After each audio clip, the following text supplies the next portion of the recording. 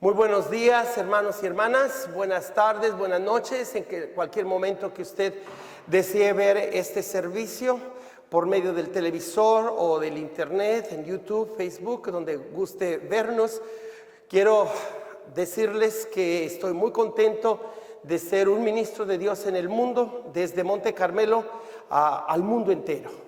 Realmente sabemos que hoy tenemos los medios para dar el gran notición, la gran noticia, que eso es lo que significa evangelio, de un Dios que se hace hombre para que el hombre y la mujer nos hagamos Dios. ¡Qué intercambio tan extraordinario! Este evento que vino a marcar la humanidad tiene una gran influencia en tres términos seglares o del mundo que parece que nada tiene que ver con la religión, como es la política, la economía y la salud. Sin embargo, estos tres términos son conceptos de la experiencia del pueblo elegido de Dios. Cuando hablamos de política, hablamos de qué es lo que quiere Dios para el pueblo. ¿Qué es lo que el pueblo necesita de Dios y de sus líderes? Por eso, en el buen sentido y redimiendo el término política, no es solamente un asunto de a ver qué yo gano de los demás. Como dijo el Creador, trabajarás con el sudor de tu frente, pero la política que se ha hecho corrupta ha querido interpretarlo como trabajarás del sudor del de enfrente. Eso es pervertir la política. Pero desde el punto de vista de Dios, la política o plan de Dios es traerles la salud. Y cuando hablamos de economía, parece ser que son términos financieros. Sin embargo, tenemos que usar esos términos, pero no solamente para poner el dinero por encima de todo. Tampoco la ley está por encima de todo. Estos temas, tanto la ley como las finanzas y la salud y la política, están bajo ese proyecto que Dios presenta a su pueblo. Ustedes cumplen mis mandamientos y yo seré su Dios. El pacto que Dios ha venido prefigurando desde los primeros padres, después con Noé, con Abraham, con Moisés y con el rey David, el día de hoy, cuarto domingo del Adviento, el Señor lo cumple plenamente. Viene Dios a hacerse uno de los nuestros, pidiéndole a María y José cumplan con lo que Él pide, y ambos diciéndole, hágase en mí según tu voluntad, desde la versión de Lucas, o José hizo todo lo que Dios le manda, desde la versión de Mateo. Obviamente está la versión de Marcos y de Juan, como quiera que sea, los cuatro evangelistas, como las cuatro vertientes de toda la Biblia, o cuatro arterias. Acuérdense que todos tenemos dos arterias, la arteria cava y la arteria aorta.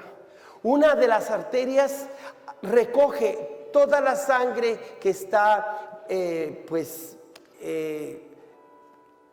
llena de todo el cansancio del cuerpo, todos los microbios, y por medio de los pulmones y la parte izquierda del corazón es como una máquina perfecta que purifica la sangre para que por la otra vena, la aorta, no recuerdo cuál sea una y cuál sea la otra, pero la otra vena regresa esa sangre purificada a todos los rincones del cuerpo humano. Pero como la Biblia habla de dos seres, no nomás de uno, es decir, Dios y el ser humano, por eso hablo de dos pares de venas o arterias, ¿verdad? Una por parte de Dios y otra por parte del ser humano.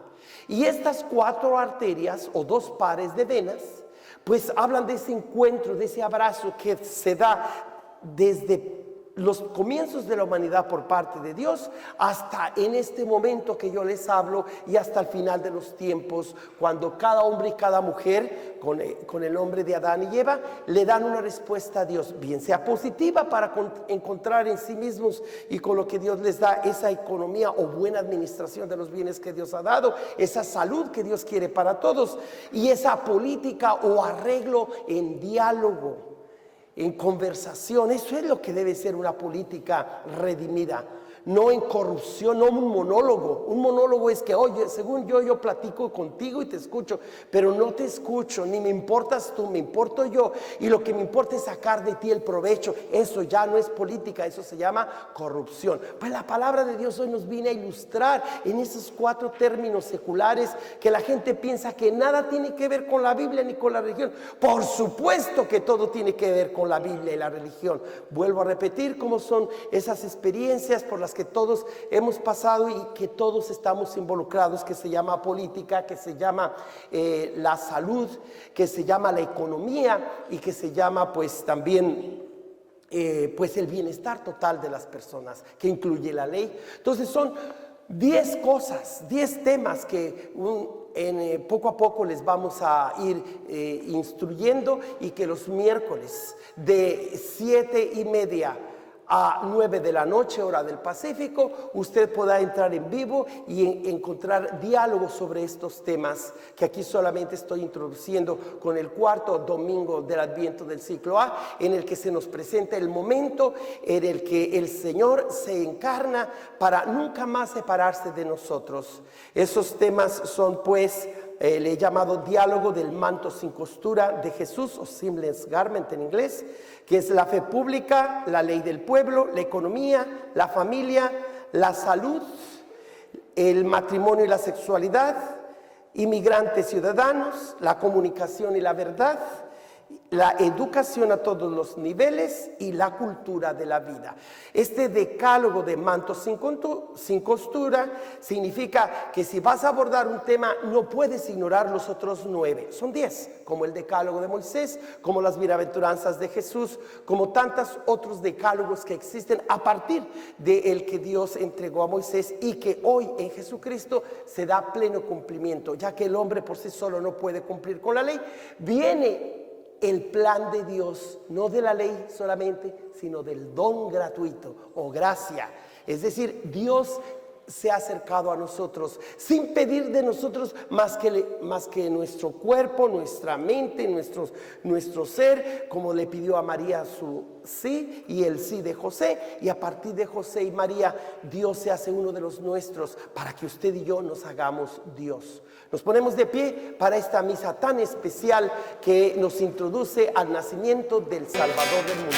El mundo muere de frío, el alma perdió el calor, los hombres no son hermanos, al mundo le falta Dios. Ven, ven Señor, no tardes, ven, ven que te esperamos, ven, ven Señor, no tardes, de pronto Señor. En el nombre del Padre, del Hijo y del Espíritu Santo. Amén. Que la gracia de nuestro Señor Jesucristo, el amor de Dios Padre y la comunión o amistad del Espíritu Santo estén con cada uno de ustedes. Y con tu espíritu. Buenas tardes. Hermanos y hermanas, hoy celebramos el 4º domingo del Adviento del ciclo A.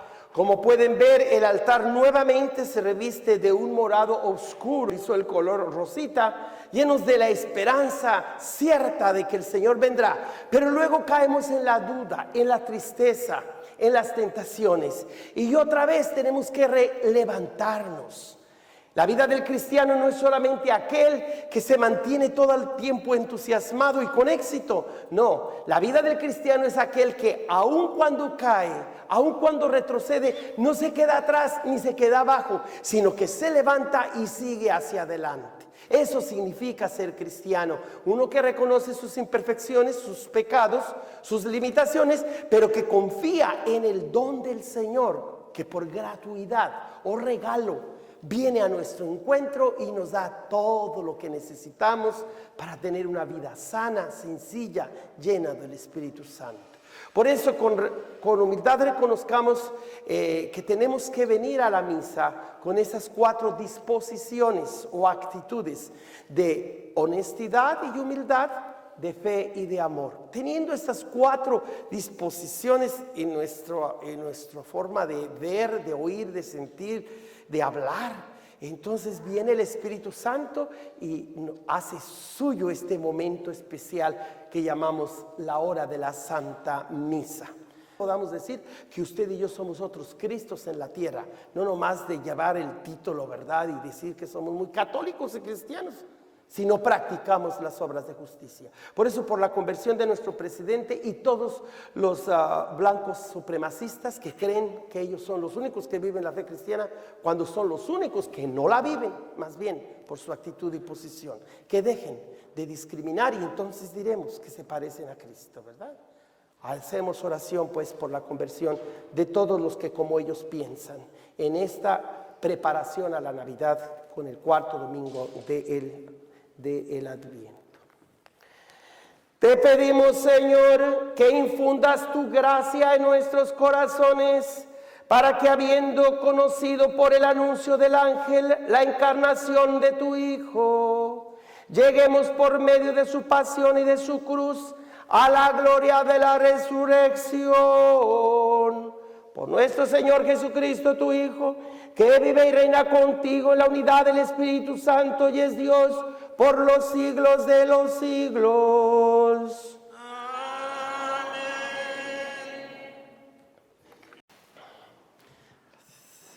Lectura del libro del profeta Isaías. En aquellos tiempos el Señor le habló a Ahaz diciendo: pide al Señor tu Dios una señal de abajo en lo profundo o de arriba en lo alto. Contestó Ahaz: no la pediré, no tentaré al Señor. Entonces dijo Isaías: oye pues, casa de David, ¿no satisfechos con cansar a los hombres, quieren cansar también a mi Dios? Pues bien, el Señor mismo les dará por eso una señal. He aquí que la Virgen concebirá y dará a luz a un hijo y le pondrá el nombre de Manuel, que quiere decir Dios con nosotros. Palabra de Dios. Te alabamos, Señor. Lectura de la carta del apóstol San Pablo a los romanos. Yo, Pablo, siervo de Cristo Jesús, he sido llamado por Dios para ser apóstol y elegido por Él para proclamar su evangelio. Ese evangelio que, anunciado de antemano por los profetas en las Sagradas Escrituras, se refiere a su Hijo, Jesucristo, nuestro Señor, que nació en cuanto a su condición de hombre del linaje de David y en cuanto a su condición de Espíritu Santificador. Se manifestó con todo su poder como Hijo de Dios a partir de su resurrección de entre los muertos. Por medio de Jesucristo, Dios me concedió la gracia del apostolado a fin de llevar a los pueblos paganos la aceptación de la fe, para gloria de su nombre. Entre ellos también se cuentan ustedes, llamados a pertenecer a Cristo Jesús. A todos ustedes, los que viven en Roma, a quienes Dios ama y ha llamado a la santidad, les deseo la gracia y la paz de Dios, nuestro Padre, y de Jesucristo, el Señor. Palabra de Dios. Te alabamos. Una virgen concebirá y dará a luz un hijo, y los hombres lo llamarán Emmanuel, que significa Dios con nosotros.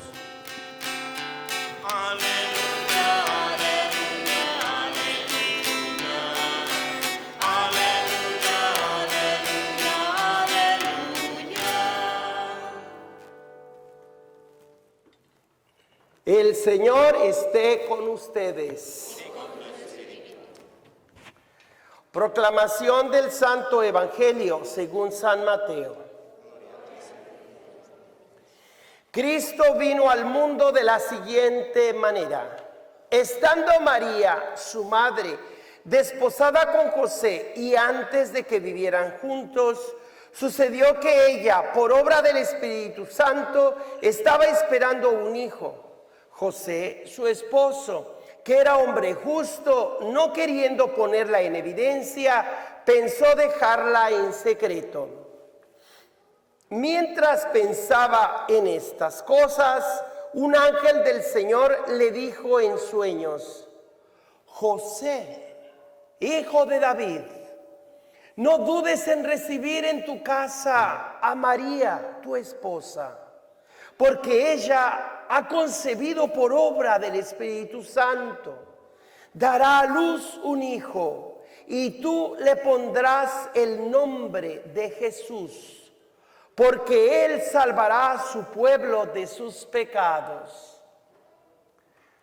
Todo esto sucedió para que se cumpliera lo que había dicho el Señor por boca del profeta Isaías.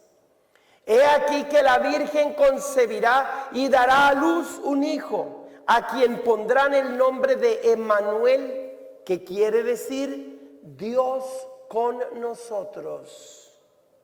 Cuando José despertó de aquel sueño, hizo lo que le había mandado el ángel del Señor y recibió a su esposa.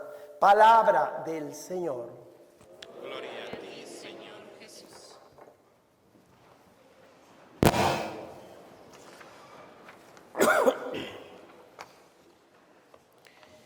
Finalmente llega la semana en la que celebraremos la Navidad o Natividad o nacimiento del Mesías, Jesús el Señor. Nosotros, para poder experimentar el nacimiento de Jesús, personas que vivimos a 2000 años de distancia y en América, en California, en Fresno, aquí en esta iglesia de Monte Carmelo, ¿cómo podemos hacer nuestra esa experiencia de todo un Dios tan grande, tan excelso, que se hace tan pequeño como un niño, como un bebé? ¿Cómo es posible que nosotros creamos algo inaudito, inefable o inédito, dirían los medios masivos?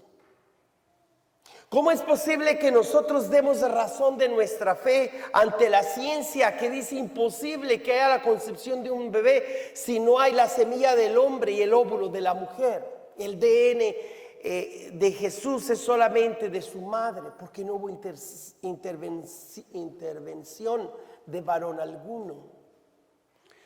Mis hermanos y hermanas, mi respuesta no puede moverse más que a partir del misterio de la fe, del amor con que recibamos este dato y de la esperanza que el Espíritu Santo infunde en los corazones para que anhelemos algo más grande, algo que es la realidad, mientras que la fantasía de este mundo pasa. Por eso ustedes y yo somos los primeros alienígenos, si podríamos hablar así. La gente está a la expectativa de que si los ángeles serían seres venidos de otros planetas y que qué es esto lo que la Biblia cuenta, muy fantasioso. No, mis hermanos y hermanas, nosotros no vamos a alegar qué es lo que dice la Biblia o qué no dice. Simplemente aceptamos el dato que la revelación divina por medio de este libro sagrado nos ofrece, pero no solamente por la Biblia, sino la tradición de la iglesia. El contenido del evangelio, la gran noticia, que eso significa evangelio, de que Dios se hace hombre para que el hombre y la mujer nos hagamos Dios. Tiene 4 recursos o subfuentes, porque la única fuente de revelación divina es la palabra misma de Dios. Toda la palabra de Dios, no solo la escritura. La escritura es una de 7 formas como el Señor ha hablado. La quinta. Pero antes de hablar de esa palabra escrita de Dios, tomemos en cuenta los hechos maravillosos, la creación, el sol, la tierra que constantemente da vuelta alrededor del sol, mientras que antes por ignorancia la iglesia no le dio crédito a Galileo Galilei, porque dijo, no es el sol que se mueve, es la tierra que se mueve alrededor del sol, hasta que al comienzo del milenio, el Papa, el gran Juan Pablo II, le pidió perdón a los pueblos todos de la tierra, donde se impuso por la fuerza la creencia de la iglesia o el evangelio, cuando eso no debió haber sucedido, sino que a través del diálogo, de la persuasión de las palabras, de los argumentos, como las personas tienen esos 3 pasos para aceptar la salvación de Dios, la economía de la salvación, la política o el plan que Dios tiene para todos, la ley que sella ese pacto, esa alianza. Todos estos conceptos, 10 en total, que parecen ser términos del mundo o seculares, son realmente palabras, conceptos del lenguaje humano, pero que nos transmiten un mensaje más allá de lo que el hombre puede producir o hacer, dejado por sí solo. Nosotros celebramos en la Navidad de cada año que no estamos solos, que alguien todopoderoso vino y se hizo impotente, por así decir, se hizo débil, se hizo uno de los muchos seres humanos, uno de tantos, sin ser uno de tantos, siendo el Mesías, el elegido, el que Dios prometió que vendría a redimir al mundo, viene en la persona de Jesús. Y viene de esta manera tan sencilla, tan humilde, pero que requiere de la fe. Requiere de la disponibilidad de personas de buena voluntad. Requiere del mismo Espíritu Todopoderoso de Dios que hizo posible que del seno purísimo y virginal de aquella joven nazarena el Verbo eterno de Dios se hiciera hombre. Pero esto creó conflictos en esa relación de novios o de desposados o de prometidos. La versión de Lucas nos dice que María tenía el plan de entregarse totalmente al servicio del templo, aunque no lo dice totalmente el evangelista, así, no lo dice completamente así el evangelista, sino que nos ayudamos de la tradición, que según uno de los libros apócrifos de Santiago, creo, menciona que Joaquín y Ana consagraron a su hija María desde pequeña. Y ella fue inducida al templo y ella decidió consagrarse virginalmente o toda su vida al servicio de la casa de Dios. Y por lo mismo requirió de pedir a una de las familias reconocidas o de buena reputación que pudieran pedir la mano de aquella joven. Y cuando a José le florece ese bastón que él llevaba con el lirio que tiene en la mano, fue escogido precisamente para ser el esposo de aquella joven virgen. Y una vez que pide su mano, es término nuestro, es decir, se desposa con aquella joven, y aquella joven María se desposa con José, resulta que pasan los días y es notable por todos que el vientre de María empieza a crecer y es obvio que está esperando un bebé. Y cuando José, nos dice la versión de Mateo, se encuentra en ese conundrum, decían algunos, o en esa situación difícil de por un lado ser un hombre justo, fiel a la ley, pero por otro lado ser un hombre compasivo que amaba a su novia o a su prometida. Y en esas estaba cuando el ángel del Señor se le aparece en sueños y le dice: José, José, no dudes en tomar a esta joven María como tu esposa, porque el niño es obra no de la carne ni del deseo del varón alguno, ni de la sangre, sino de Dios, como nos dirá el prólogo del Evangelio de Juan. Porque lo que nace de la carne permanece carne o humano. Pero lo que nace del Espíritu es del Espíritu. Por eso, a este niño que va a nacer de tu esposa María, no de cualquiera, sino de ella que es tu esposa ante la ley de este mundo y la ley de Dios, será grande, como le dijeron a la madre del bebé. Recibirá el trono de David su padre y su reino durará por los siglos.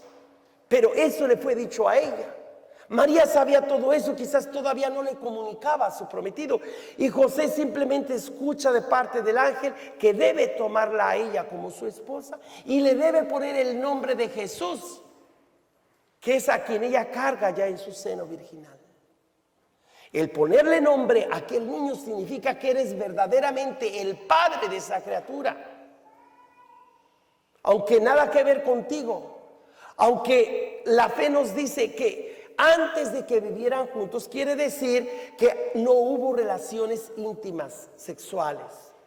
Eso no significa que una vez que tuvieron el niño ya vivieron juntos como marido y mujer, como algunos evangélicos interpretan ese texto. Allí jamás dice que después de que tuvieron el niño Jesús, tuvieron más hijos.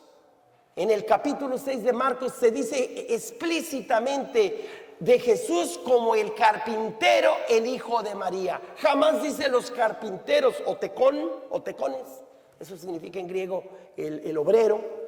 Los obreros, los albañiles, los jardineros, nada de eso. Todo eso significaba tecón. El mil usos, diríamos.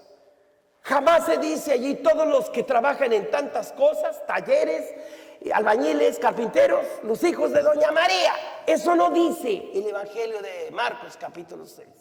Se refiere a uno solo, el carpintero, el hijo de María. Los demás sí se habla de sus hermanos y sus hermanas. Pero de María solamente se dice que uno solo es el hijo de ella.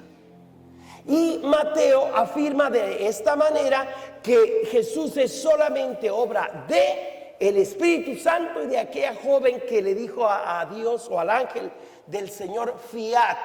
En latín significa hágase en mí según tú lo has pedido y ordenado. Yo no entiendo cómo es posible que siendo virgen y comprometiéndome a servir al templo sin tenerme que casar o tener relaciones íntimas con ningún hombre, y tú dices que voy a estar embarazada. No sé cómo, tú lo dices, no pido más explicación, simplemente que se haga en mí como tú lo ordenas. Igual José. A José no se le explicó ni se le dio ni una cátedra de qué manera Dios iba a hacer un bebé en el seno virginal de aquella joven María.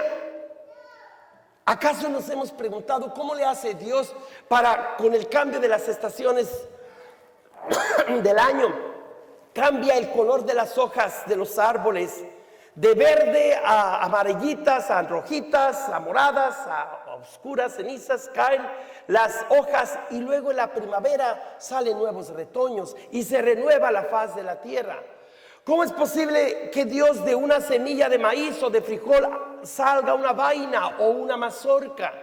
¿Cómo es posible que Dios haga caer lluvia y no vuelve a él sin dar el fruto? ¿Qué Dios no podría hacer los ojos bellísimos de aquel joven que dicen que era de un verde olivo? ¿Cómo no iba a poder Dios hacer lo que constantemente hace en tantos milagros? Que tenemos explicación científica que porque según sea el abono de la tierra, el viento o el agua, que así va a salir las uvas. Sí, tenemos explicación científica para muchas cosas. Pero en el fondo de todas ellas nos preguntamos cómo es posible que en una bola compuesta de lo seco y lo húmedo, el agua y la tierra, está flotando alrededor del sol y no se desvía de su curso. Todo buen científico sabe que su ciencia tiene límites y que necesita de la teología, madre de todas las ciencias, donde tiene que dar el brinco de la fe, porque la razón no es suficiente para explicar todo el misterio de esta vida, mucho menos de la otra. Por eso, mis hermanas y hermanos, hoy celebremos cómo el Señor ha venido a nuestro encuentro en el llanto de un bebé, ¿verdad? Como así lo podemos aprovechar ahora. ¿Cómo es posible que Dios decidió hacerse débil? Sí, un pequeñito bebé que necesitaba que le cambiaran el pañal, que le dieran leche de su madre, que le dieran todos los servicios que requerimos para vivir con dignidad. Pues eso quiso el Señor hacer, porque esa era la mejor manera de presentarse ante cada familia de la tierra, ante cada ser humano, para que no tengamos miedo del Dios todopoderoso que hace los volcanes, los océanos, las galaxias, la perfección del cerebro, cómo funciona el corazón, cómo Dios, que hace todo y lo hace bien, decide hacerse tan pequeño, tan necesitado de los demás. Eso es lo que hoy celebramos en esta Navidad de este año, pero sobre todo en el cuarto domingo del Adviento, que nos prepara ya la Navidad al nacimiento del Señor. Que si nació Jesucristo el día 25 de diciembre, el 24, eso no es tan importante. Lo importante es que la iglesia establece un día para celebrar que Él nació de verdad. Pudo haber sido en marzo, pudo haber sido cualquier día del año o mes. Ni siquiera el año exacto que nació Jesús lo tenemos claro, porque muchos dicen que Jesús nació 4 a 6 años antes de Cristo. Acuérdense que la frase antes de Cristo es el punto de partida desde el cual se cuentan el calendario nuestro. Pero no es exacto, no sabemos. Como Jesús nació de una pareja humilde, de un pueblito pequeño, donde los ricos de aquel tiempo, los de la alta sociedad, simplemente no se juntaban con la gente sencilla. Muy parecido a lo que Juan Diego le diría en las apariciones que la Virgen tuvo con él. ¿Qué es lo que le dice? Pues yo no soy quien me debes mandar. Yo no soy como esa persona que reciba el obispo porque es una persona rica o poderosa, sino soy una persona humilde. Me mandas a un lugar donde no ando ni paro. ¿Y qué le contesta a la Virgen, aquel humilde indígena? No, Juanito, no es que no tenga yo servidores a quien enviar. Es que es de todo punto preciso que tú seas no solamente mi mensajero, sino mi mensaje. Muy parecido a lo que hizo el Padre Celestial al mandar al Mesías a este mundo, que no solamente viene como el evangelizador del reino de los cielos, sino que el evangelizador se convierte en evangelio. Eso significa la autobasileia, es decir, el heraldo del reino de Dios se convierte él mismo en reino de Dios para nosotros.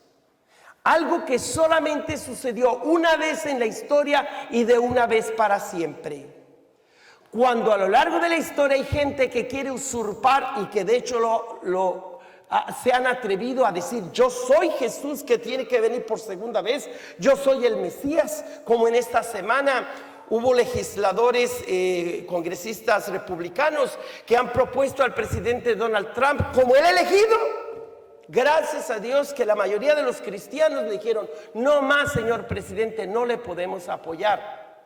Y hubo un sacerdote católico que le dijo: si de veras consideran a usted, señor presidente, que injustamente le han levantado falsos y lo han llevado como a Jesús lo llevaron ante Pilato, les quiero recordar, dijo el sacerdote católico, que Jesús sí fue llevado ante Pilato, pero después ya había sido azotado. Ya le habían puesto la corona de espinas, le cargaron la cruz, lo crucificaron. Al señor presidente de Estados Unidos de América no le ha pasado nada de eso.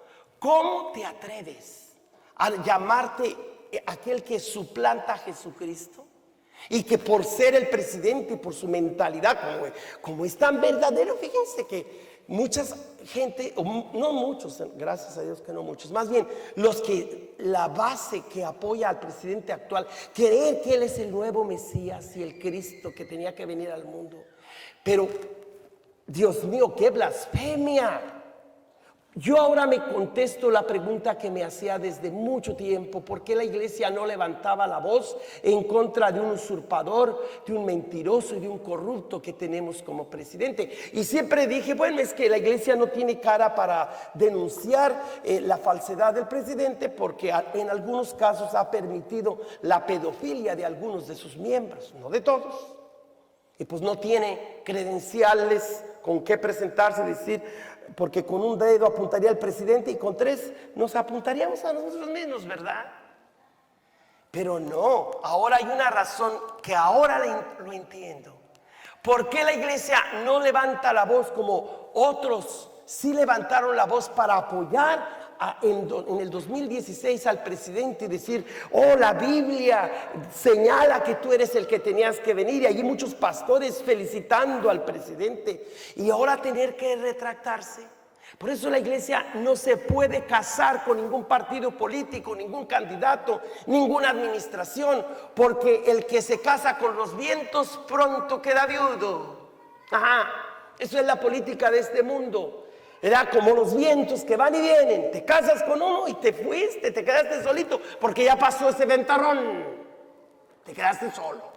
La iglesia nunca se comprometerá ni con las dictaduras de una monarquía, ni con las dictaduras de la mayoría, sea demócrata, republicana o comunismo y capitalismo. La iglesia va mucho más que esos términos. Hoy la palabra de Dios nos enseña que usted y yo sí podemos ser Mesías, como la ve, sí podemos ser Joséses o Marías, no suplantándolos a ellos y usurpando el nombre de lo que sucedió hace 2000 años, una sola vez y por todas, sino viviendo cada misa y en cada Navidad, en cada año, lo que sucedió hace casi 2000 años. ¿Cómo? Por medio de la misa.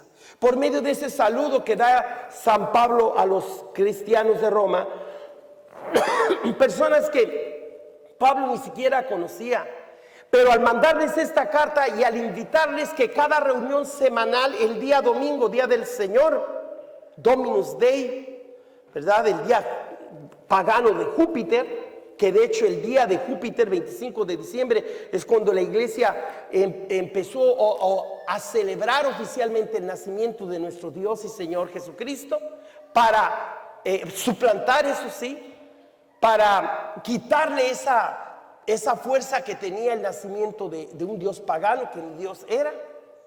Y para nosotros, claro que es el Señor, claro que es más que el sol invicto, es mucho más, porque es Dios, verdadero hombre, verdadero Dios.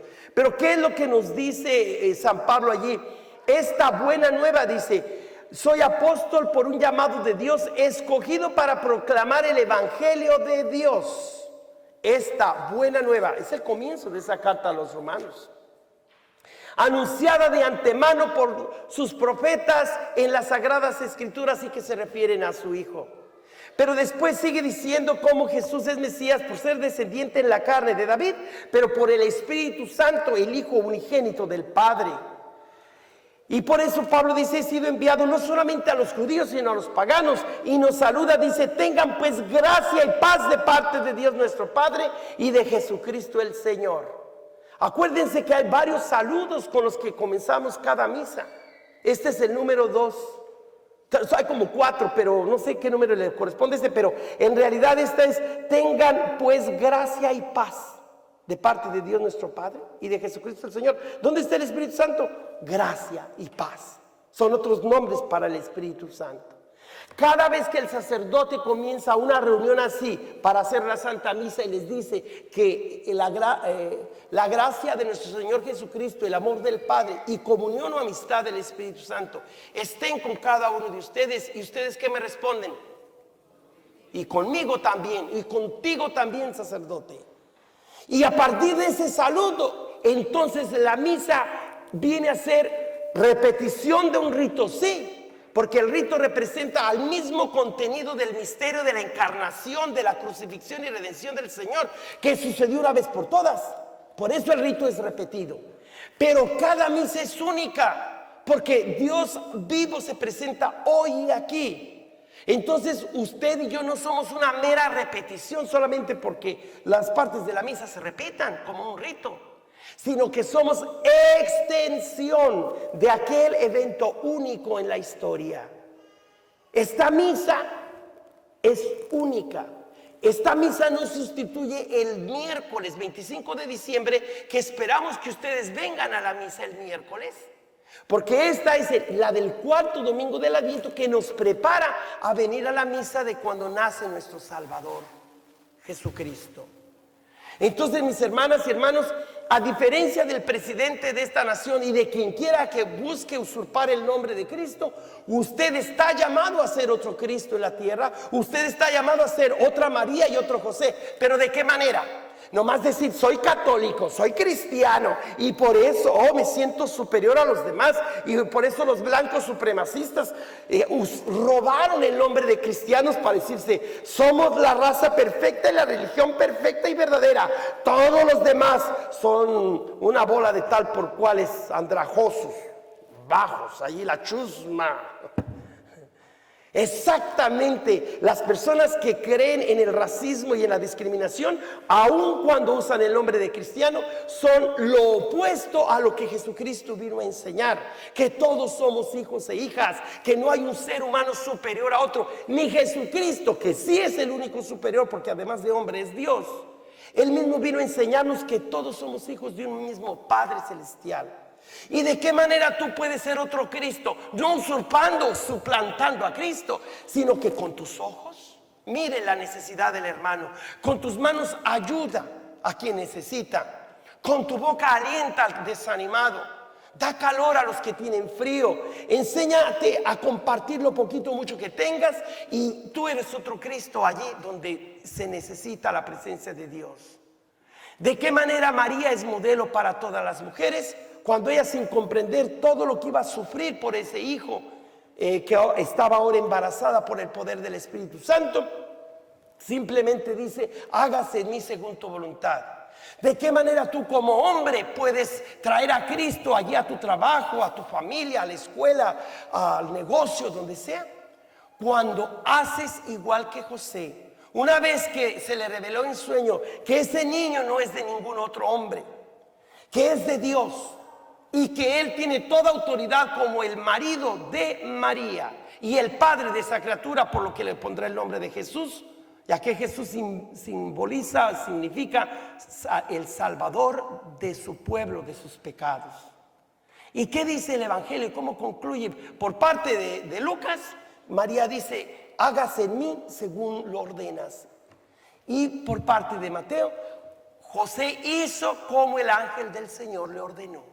Tanto María como José obedecen y actúan. No se quedan con meras teorías de lo que signifique política o la ley o la salud o la economía. Ellos se ponen a practicar, y practicando lo que Dios les ordenó que hicieran, hacen que Dios sea el Emmanuel, el Dios que se queda con nosotros para nunca abandonarnos, ni sentirnos solos ni tristes. Y así le damos todo el crédito a Jesucristo y no a nosotros. No a nosotros, Señor, sino a tu nombre sea la gloria. Cuando una persona se abroga la gloria divina para sí mismo, yo soy el elegido, yo soy el salvador de los Estados Unidos de América. El presidente de los Estados Unidos mexicanos jamás ha dicho que sea el Mesías. Él solo ha dicho, soy un seguidor que quiero aplicar las enseñanzas de Jesucristo a mi administración. Es una pena que parece ser que los obispos de México no apoyan la propuesta moral de las finanzas, la cartilla moral del señor presidente López Obrador. ¿Por qué? ¿Solamente porque no lo dijeron ellos o qué? Mis hermanos y hermanas, a unos héroes antiguos anteriores que dieron independencia a los Estados Unidos mexicanos, el señor Benito Juárez, todos sus principios están, la mayoría, inspirados en esa enseñanza del colegio de monjitas y de sacerdotes a donde él atendió la escuela. Que después hubo influencia masónica y atea, y puede ser, pero a la hora de la hora, él siempre respetó lo que es y debe ser la iglesia. La iglesia es la que no siempre hemos respetado la secularidad de las personas que están en todo su derecho en hacer leyes Y nosotros como pastores en todo nuestro derecho a proclamar siempre que el proyecto de Dios no va en contra del proyecto humano, que Dios no se opone al progreso de los pueblos. Al contrario, sin la presencia y el poder del Espíritu Santo, no habría verdadero progreso de la humanidad. Concluyo diciendo, mis hermanos y hermanas, que jamás podamos aceptar usurpadores de Mesías, que son falsos Mesías. En cambio, a todo aquel que practica la palabra de Dios y su justicia, es otro Cristo, es otro José, es otra María. No para usurpar los nombres de aquellos que nos dieron la salvación, sino para hacer que esa salvación de hace 2000 años se haga presente aquí y ahora, pero no sin antes celebrarlo en la Santa Misa. Porque la misa es eso, hacer presente a Cristo, al Espíritu Santo, para que una vez que salimos de la misa y recibe la bendición del sacerdote, se vaya a poner en práctica de lunes a sábado lo que vivió el domingo, lo que recibió por parte del Espíritu Santo. Y sin temor a caer en herejías ni en blasfemias como nuestro presidente, sino hacer lo que Dios manda, como Dios lo manda, con quienes Dios lo manda y a la hora que Dios lo manda. Entonces celebraremos a Jesús en el pesebre de Belén. Concluyo con ese concepto que nomás les prometí que explicaría, que se llama comercio. El comercio aparentemente es: yo compro esto, te doy esto y tú me das esto otro. Tú no puedes conseguir la comida, la ropa, zapatos o cualquier cosa de una tienda si no le entregas dinero en efectivo, una tarjeta de crédito o un cheque. Es decir, el dinero es un medio por el cual tú puedes obtener otra cosa. ¿Qué es ese medio con el cual usted y yo obtenemos tan gran beneficio como es la vida divina? Es la fe. En la misa venimos porque tenemos fe, que al disponernos aquí a la Santa Misa, Dios viene a nosotros y se entrega totalmente como Dios.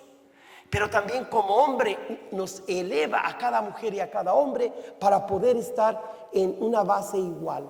Por eso, mis hermanos y hermanas, en el diálogo o el encuentro entre Dios y el hombre, en esa alianza que Dios quiere establecer con cada nación, con cada familia, con cada persona, está lo anterior, lo presente y lo que le sigue o futuro. Lo anterior, pues obviamente está la propuesta de Dios entre muchas. Lo actual es que tanto aceptas lo que Dios te pide. Por eso decimos amén cada oración que hacemos, porque le estamos diciendo: aquí estoy, Señor, para ser parte de este plan, de esta alianza, de este pacto. Y lo que le sigue después de la misa: eres libre, ¿verdad?, de seguir viviendo como el Señor te lo pide y ser fiel a su palabra, o si te olvidas de Él y más bien te dejas involucrar con tantas mentalidades y formas de vivir, que la iglesia tiene que aprender a vivir en un pluralismo respetuoso, en una tolerancia de que no todos piensan igual que ella como iglesia. Y con todo no podemos jamás negar lo que aquí en la iglesia hemos experimentado: la presencia viva de un Dios que nace, que después muere en cruz, nos redime y nos quiere llevar a gozar con Él en la vida eterna. Eso es lo que le compartimos a nuestras familias, en las escuelas, en los trabajos, en las legislaturas, en la política, en la economía, en la salud, en la educación, en la cultura. Tú decides si haces presente a Cristo hoy día, aquí y ahora, o si te olvidas de Él y esperas que falsos mesías vengan y te digan: yo soy el que tengo que venir, ándale, hazme caso a mí. Sí, cómo no, ahorita te hacemos caso. Vamos, oren, hermanos y hermanas, para que este sacrificio mío y también de ustedes les sea agradable a Dios Padre Todopoderoso. El Señor reciba de nosotros este sacrificio para alabanza y gloria de su nombre, para nuestro bien y de toda su santa iglesia. Un término que la mentalidad moderna no entiende es la palabra y concepto de sacrificio. Cuando ustedes digan que este sacrificio, pueden pensar que este cuerpo que me has dado, de hombre o de mujer, y del trabajo que mis manos, mi cansancio, mis enfermedades, con lo que he sacado para aportar para esa donación que hicieron en la iglesia, que todo usted sea una ofrenda permanente, simbolizado por este pan y por este vino y gotita de agua.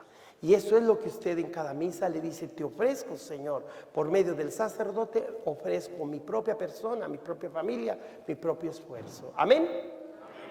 El Señor esté con ustedes. Oremos. Que santifique, Señor, estos dones colocados en tu altar, el mismo Espíritu Santo que fecundó con su poder el seno de la bienaventurada Virgen María, por Jesucristo nuestro Señor. El Señor esté con ustedes. Levantemos el corazón. Demos gracias al Señor nuestro Dios. En verdad es justo darte gracias. Señor Padre Santo, Dios Todopoderoso y Eterno, te alabamos, te bendecimos y te glorificamos por el misterio de la Virgen Madre. Porque si del antiguo adversario nos vino la ruina, en el seno virginal de la hija de Sión ha germinado aquel que nos nutre con el pan del cielo y ha brotado para todo el género humano la salvación y la paz. La gracia que Eva nos arrebató nos ha sido devuelta en María, en ella, madre de todos los hombres, la maternidad redimida del pecado y de la muerte. Se abre al don de una vida nueva. Así, donde abundó el pecado, sobreabundó tu misericordia. En Jesucristo nuestro Salvador. Por eso nosotros, anhelando su venida gloriosa, unidos a los ángeles y a los santos, cantamos el himno de tu gloria.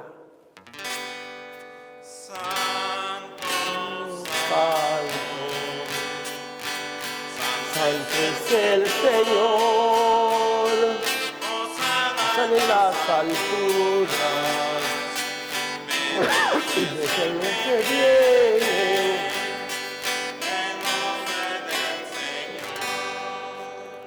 en unión del coro de tus ángeles en el cielo, te alaba el coro de tu iglesia en la tierra. Hosana en las alturas, bendito es el que viene, en nombre del Señor. Santo eres en verdad, Señor, fuente de toda santidad. Por eso te pedimos que santifiques estos dones con la efusión de tu Espíritu, de manera que se conviertan para nosotros en el cuerpo y la sangre de Jesucristo nuestro Señor, el cual, cuando iba a ser entregado a su pasión, voluntariamente aceptada, tomó pan, dándote gracias, lo partió y lo dio a sus discípulos, diciendo: tomen y coman todos de él, porque esto es mi cuerpo que será entregado por ustedes.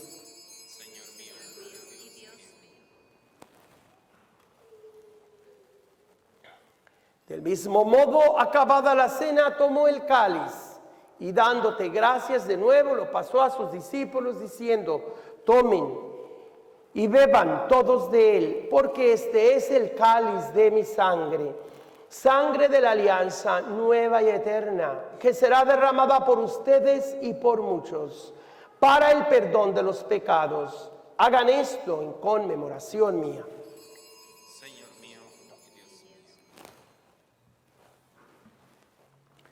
He aquí el sacramento de nuestra fe. Anunciamos tu muerte, proclamamos tu resurrección. Ven, Señor Jesús. Así pues, Padre, al celebrar ahora el memorial de la muerte y resurrección de tu Hijo, te ofrecemos el pan de vida y el cáliz de salvación y te damos gracias porque nos haces dignos de servirte en tu presencia.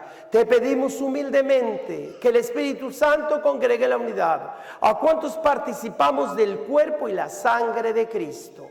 Acuérdate, Señor, de tu iglesia extendida por toda la tierra y con el Papa Francisco y con nuestro obispo Joseph Brennan y todos los pastores que cuidan de tu pueblo. Llévala a su perfección por la caridad. Acuérdate también de nuestros hermanos y hermanas que se durmieron en la esperanza de la resurrección y de todos los que han muerto en tu misericordia. Admítelos a contemplar la luz de tu rostro. Ten misericordia de los aquí presentes, para que junto con María la Virgen, Madre de Dios, su esposo San José, los apóstoles y cuantos vivieron en tu amistad a través de los tiempos, merezcamos por tu Hijo Jesucristo compartir la vida eterna y cantar tus alabanzas.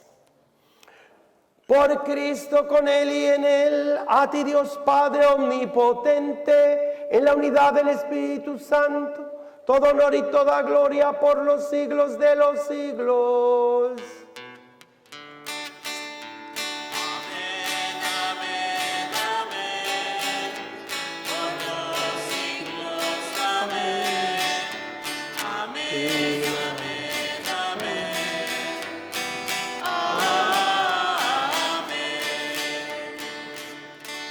Pidamos a Dios para que todos los que se oponen a su proyecto, a su plan, como aquellos que usurpan el nombre de cristianos y justificando que su raza es superior a la de los demás, sean los racistas blancos, supremacistas, o nosotros que a veces hemos discriminado contra los indígenas, mujeres y hombres que con tanta sencillez sufren para alimentar a sus hijos porque han sido despojados de sus tierras por la mano conquistadora o explotadora, para que Dios nos perdone y nos permita construir un nuevo mundo de fraternidad, de humanismo, de sensibilidad, con el respeto a todos los pueblos, bien sea que crean en su nombre o que no crean, pero que todos practiquemos un mismo humanismo que es el preludio del reinado o reino de Dios que ya se acerca. Repitiendo las palabras que el mismo Divino Maestro nos dejó. Padre nuestro. Vamos a cantar. En el cielo, santificado sea tu nombre,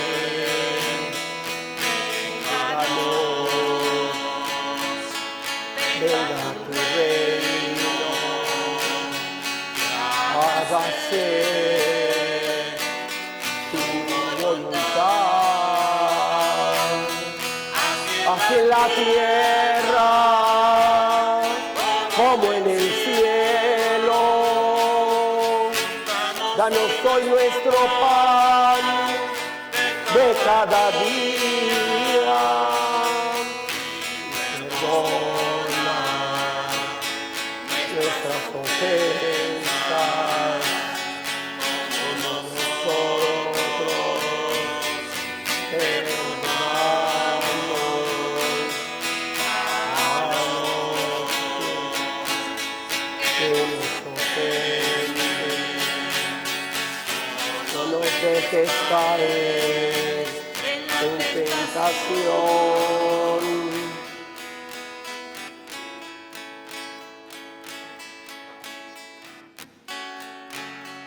Líbranos de todos los males, Señor, y concédenos la paz en nuestros días, para que, ayudados por tu misericordia, vivamos siempre libres de pecado y protegidos de toda perturbación, mientras esperamos la gloriosa venida de nuestro Salvador Jesucristo.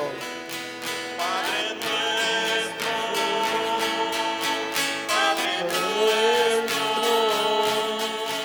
líbranos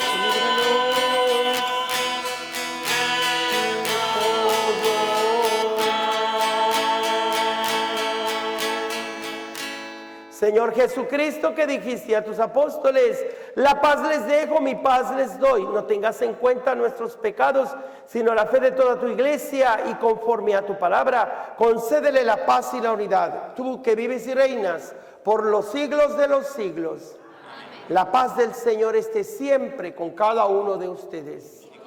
Salúdense unos a otros con ese beso, ese abrazo, ese apretón de manos, simbolizando la paz que Dios nos trae. He aquí a Jesucristo. Él es el Mesías que está a punto de nacer. Él es el Cordero Inmaculado de Dios, el único que quita todo el pecado del mundo. Dichosos ustedes que han sido invitados a este banquete de vida eterna. Señor, yo no soy digno de que vengas a mí, pero una palabra tuya basta para sanarme. Habiendo recibido esta prenda de redención eterna, te rogamos, Dios Todopoderoso, que cuanto más se acerca el día de la festividad que nos trae la salvación, con tanto mayor fervor, nos apresuremos a celebrar dignamente el misterio del nacimiento de tu Hijo, el que vive y reina por los siglos de los siglos. Amén. Y que la bendición de Dios Todopoderoso, Padre, Hijo y Espíritu Santo, descienda sobre ustedes. Ahora sí, váyanse en paz, la misa ha terminado.